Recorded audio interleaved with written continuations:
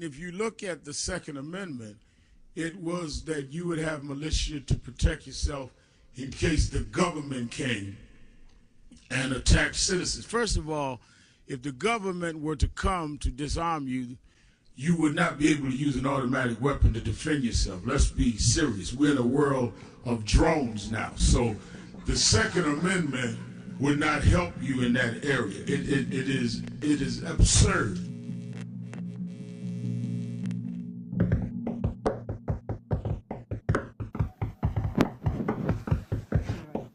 Back inside the house, answer the door, we knock on it, please. Crap. Wow. They're like,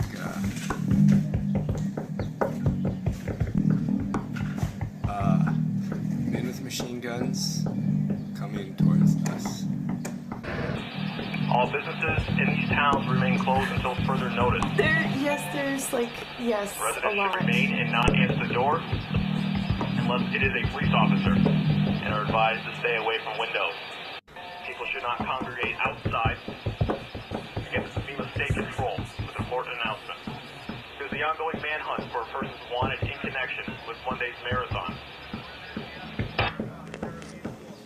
Close your window, go back inside your house, answer the door. Just going house to house, making sure everything's okay in the house. Everything's fine. You guys are good? Yep. Okay. Cellar's all set, everything's locked up? Yep. Well, we have an open garage in the Let back. me just check that. Okay, but the basement's locked. Okay. Okay. All right, thank you. Thanks. Hungry? Oh my God, look, they're everywhere. Look up the street. They're like all up there too. You can never have enough.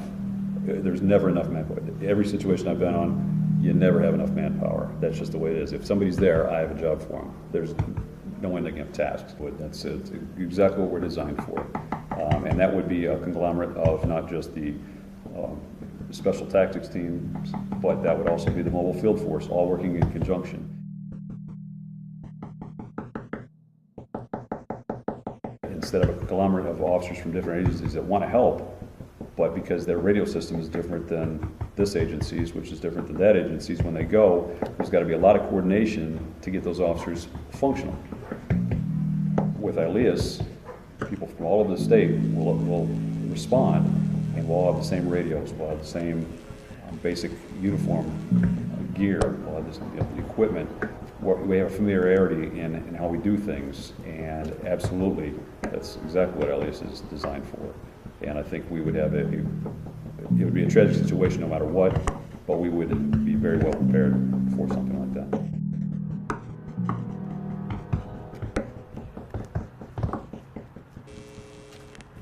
Are Springfield police outgunned? Well, I mean, that's a debate that can go on and on. There was a point in time, even in my career, that I would say that probably could be answered yes. We have, obviously, all of our officers who work the streets in uniform along their duty belts. As far as the less lethal equipment, they have ASP expandable batons, which is an impact weapon. They have the OC spray, which is an irritant. And then 86 of our officers are currently issued the taser. Up from there, we have each of our patrol sergeants are issued a less lethal shotgun, which shoots basically it's a sock round. It's a kind of like a cloth material that's full of a little, they call it a beanbag round. So it's full of little metal shot or whatever it may be. But it comes out and it's used as basically it's an impact weapon also, but it can use from various ranges. The actual less lethal shotgun, you're probably looking at a usage range of anywhere from about 25 yards. 25 yards, and then we actually have a standoff of 10 yards to where we don't allow our officers, unless, of course, it's a deadly force encounter, then they can use it at any distance. From there, obviously we have larger cans of OC spray, larger dispersal units that can be used during crowd control type of incidents. We do have access to chemical munitions, some CS gas, which would be used that'd be an extreme situation, obviously. But and as far as other impact weapons, we have 37 millimeter beanbag launchers, which basically shoots a projectile, a beanbag that's about that size. Again, it's an extension of your baton, if you want to look at it that way. It's an impact weapon.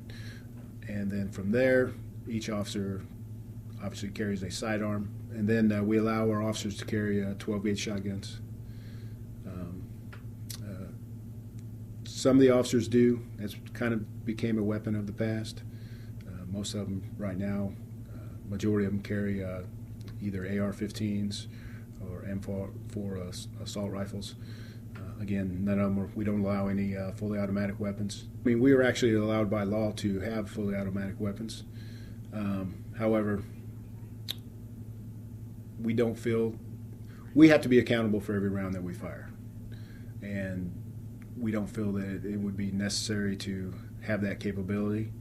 I mean, if you watch somebody fire these weapons, they can get rounds downrange very quickly. So the need to pull the trigger once and have 3 rounds come out, or have multiple rounds come out, that we don't see that as I think it's more of a liability issue than it is a need. Matter of fact, we were able to obtain several M16s. It's been probably 10 to 15 years ago through the LISO program. So we got military surplus equipment. LISO program is just a program ran by the state of Illinois and everything flows to them. We had every one of those weapons converted to semi-auto. We didn't feel that there was a need for us in our positions to have fully automatic weapons. The assault rifle or those weapons are calibered in .223, and then we do have a few 308 rifles that are utilized or could be utilized in a standoff situation. Obviously, depending on, there's a lot of stuff out there that maybe we don't have,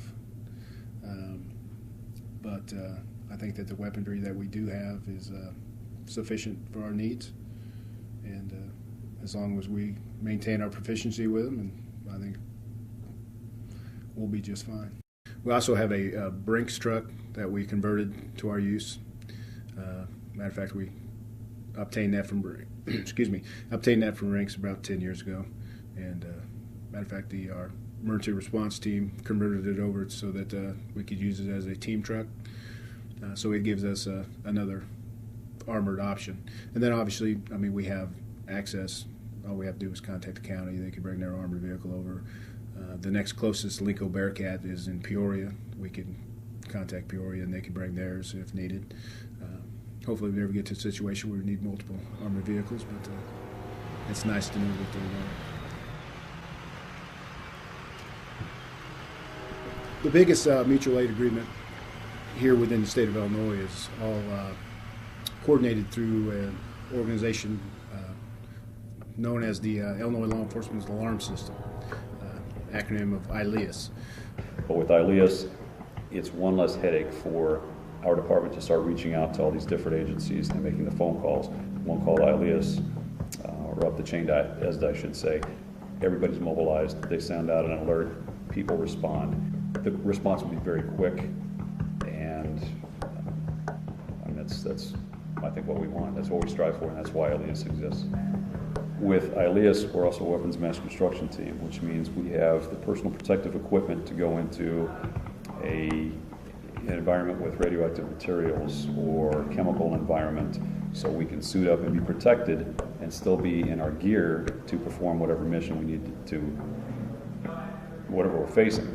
They're responsible for funneling and distributing funds that come from the federal government to local agencies. They do anything from mobile data computers up until police vehicles. I mean, we've got a Lincoln Bearcat, an armored vehicle, through that program. They cannot provide weapons or ammunition to us or any kind of weapons well, we'll just say weapons and ammunition, they can't provide that. So it's up to the departments to provide the ammo and the weapons that we use. But anything from ladders to some of the more, less mundane stuff or more mundane stuff, they provide a lot of that stuff for us. And member agencies, there is a mutual aid agreement between the member agencies that anytime that a reasonable request is made, that we will respond to assist. To give you some examples of that. ILEAS has responded to flooding, and not just in Illinois, but we responded to Hurricane Katrina. We responded to Hurricane Sandy, or Superstorm Sandy out in New Jersey most recently. We responded to the Chicago summit up there last year. We responded to Pittsburgh for their summit a few years ago. So it's wherever manpower is needed in Illinois or outside of Illinois, we're at the ready to mobilize, quickly mobilize, and go. And that's the special aspect of ILEAS is we're more prepared. We're probably in the top 3 in the nation of prepared states to mobilize and be somewhere and to be functional the moment we arrive than other states. We requested, I believe it was beginning of last year or the year before, we were asked by the Macomb Police Department to come over and assist with some crowd control issues they were having during one of their events. We sent an element of our mobile field force team to assist them. So, and that's part of the ILEAS agreements that we will assist. Right, this is a pre-planned event. Okay. We were requested several weeks out by the Macomb chief. Now, in that particular case, that wasn't done under the colors of ILEAS. That was done as a request of the Springfield Police Department. And so we responded with the mobile field force. Members of that mobile field force were members of and they used that training and that equipment that ILEAS provided, but it wasn't an official ILEAS call-out. To do an ILEAS call-out, you need to go through Director Munkin, through ESDA, and a call-up, and there's a protocol for that. That particular situation wasn't technically an ILEAS one, however, ILEAS allows the use of their equipment and training to be used in other local events. And that was one that was just Macomb reaching out to us because we had the people and the training and the expertise, and so we went over and assisted. It'd be unfair for me to ask for more. It just would be. Sometimes I feel guilty sometimes. Now, as absurd as it may sound to some, unmanned aerial vehicles, also known as drones, have entered the equation when it comes to law enforcement. Several counties in Illinois have requested the use of drones for police. And at a time when there's so much talk about restricting citizens' access to firearms, there are some elected officials willing to work and restrict the state's access to certain weapons. Illinois State Senator Daniel Biss filed a bill this year that would regulate drones as used by police. So here's the issue. Drones as used by local governments and local law enforcement entities for surveillance obviously should and do fall under the purview of the FAA. They're flying objects the FAA has a strong interest in. So historically the FAA has taken a pretty hard line and had very stringent regulations on what local entities can do. Those regulations are in the process of being dramatically peeled back. And so now all of a sudden we're in a situation where local law enforcement entities have much more free reign from the federal government to do whatever they like vis-a-vis drone surveillance. Illinois is now one of, I think, 20 states that are seriously looking at legislation in some way or another regulating the utilization of drones for surveillance by local law enforcement entities. Some are doing moratoriums, some are trying to push an outright ban. What we're doing is just very simple and I think extremely moderate, which is to say if a local law enforcement entity wants to engage in surveillance with an unmanned aerial vehicle, they need a search warrant. They need to go to a judge, demonstrate probable cause, get a search warrant, and otherwise they cannot do it. And the bill as drafted today, Senate Bill 1587, has a complete ban on all weapons on drones. And I will tell you, I personally strongly support that ban. I don't feel that it's a good idea to have armed drones. We are considering removing that provision in an amendment based upon some discussions with law enforcement, and I think we can leave that discussion for another day. Well, really, we don't have a stance on it. I can see some of the rural communities, sheriff's departments, where the drone would actually be a very valuable tool to them. But you're looking at, the city of Springfield, where majority of the things that we have are pretty compact, trees everywhere. They would have very limited use for us, I believe. I don't know that we could justify the cost in association to how much it would be used. So we have no plans to get a drone right at this time. So. I will just put it this way so I don't put a spin on it, but any equipment that we can use and use legally is a good thing. Anything that keeps an officer out of harm's way, anything that gathers intelligence lawfully is a good thing. If it's deemed to be violate rights or not be lawful, then obviously that's not a good thing. And I know that changes with political winds, but anything that's legal and helps us do our jobs, I'm all for. Well, my thoughts are that you just need to do what you can to draw a balance. I mean, by definition, the police are granted certain powers that no other entity is, and that's how it works, and that's appropriate. And because that is a completely unique position, the society has to be careful about how much power to grant and to place limitations. Now, what the broader philosophical context of how to think about what powers to grant to police, what powers to grant to citizens, how to empower citizens against the police, these are really hard, complicated questions. I feel like we've crossed that Rubicon a long time ago, right? We have nuclear weapons in this world, and thank God citizens don't have them. Thank God they're not amateur. The sophistication of weaponry and force available to militaries, for better or for worse, is well beyond what is available, or in my view, we should ever contemplate making available to private citizens. But even Biss acknowledges how difficult the conversation about the balance of power can be.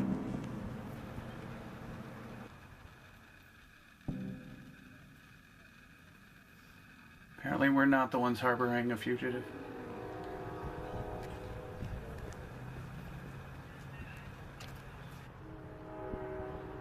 Subscribe to Bishop On Air for more of the Gun Free Zone series.